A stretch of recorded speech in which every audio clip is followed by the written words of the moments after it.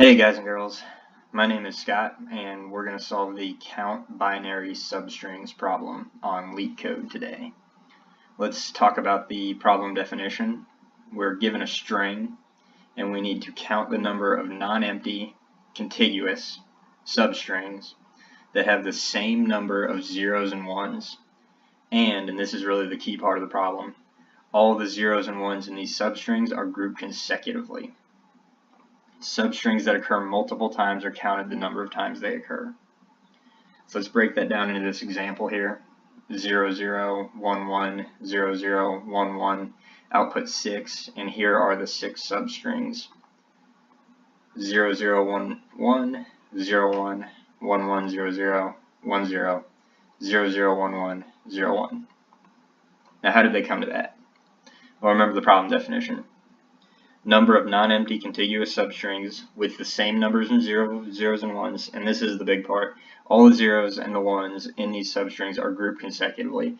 What's that saying is that the substrings that we're looking for have a block of zeros and a block of ones, or a block of ones and then a block of zeros. They're grouped together. So they're coming here, they see a 0, they see a 0, then they see a 1. Well, here's one substring, 0, 1. Okay. Then they see another one. Well, here's another one, 0, 0, 1, 1. Okay, then they see a 0.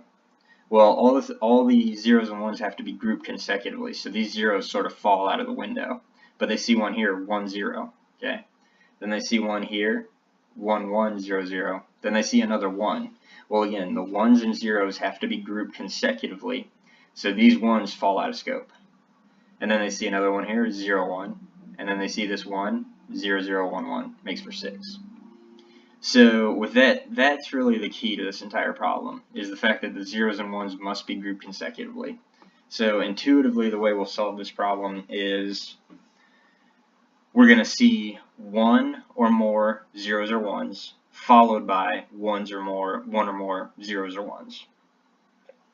And we will keep track of how many zeros or ones we see, and then the other one, 1 or 0, whichever it goes to. We'll keep track of how many of those we see, and then the number of substrings that block will contribute will be the minimum of those two counts. Okay? So that's the intuition behind how you solve this.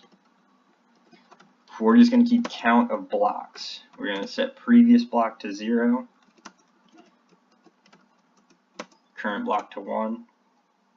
We're going to keep track of the current character that we see. Schar at 0. And int binary subs. We're going to start at 0, and that's what we're going to return, the count of the binary substrings. So that's the setup. Now we're just going to loop through the string.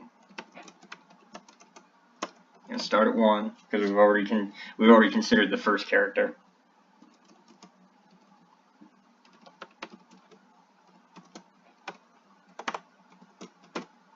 Now what are we going to do? Well, there's two cases we need to consider.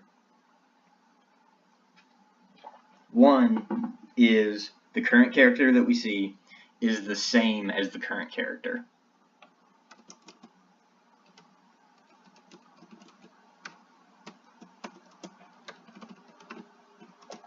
So what do we do if the character that we currently see is the same as the current character? That means the block that we see is increasing in size.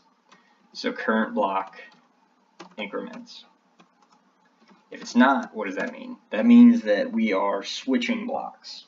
So we're going from seeing a block of zeros to seeing a block of ones, or we're going from a block of ones to seeing a block of zeros.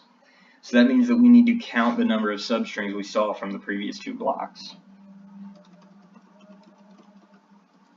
So binary subs will get increased by the minimum of the previous block and the current block.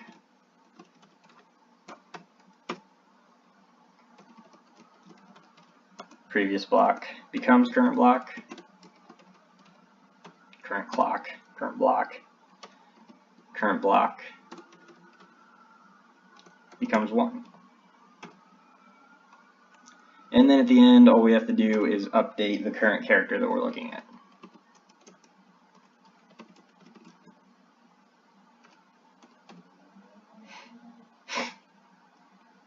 And then when we end the loop, we have to do one more update of the binary substring count.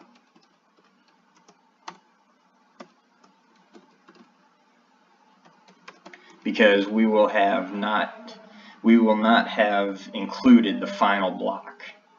The final block at the end of the string we will not have included in our count.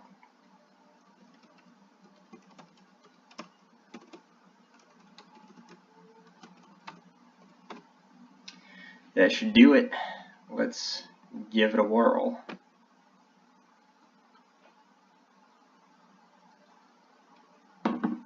How's it look? Looks right. Let's give it a submit and see if it is right. Alright, cool. Got accepted. So this is an interesting little problem. The thing that makes the problem simple is the bit where it says the zeros and ones in these substrings that we're looking for are grouped consecutively. That means every substring we find has to be a block of zeros followed by a block of ones, or a block of ones followed by a block of zeros. So all we have to do is keep count. We say, how many zeros have we seen? Okay, we see 2 zeros. Okay, so our previous block is 2. Now what's the current block when we hit the ones? Well, we see 2 ones. Okay, well that means that there must be 2 binary substrings, 0, 1, and then 0, 0, 1, 1. And then we switch again. And the previous block is now 2. We saw 2 ones, and then we count the current block, current zeros, we see 2 zeros, and we say, well, it's got to be the minimum of those 2. So on and so forth. And then just kind of the same thing down here. So that's how it works. All you got to do is keep track of the count of the blocks of characters that you've seen, and that's it. So hopefully you enjoyed this, and we'll see you next time.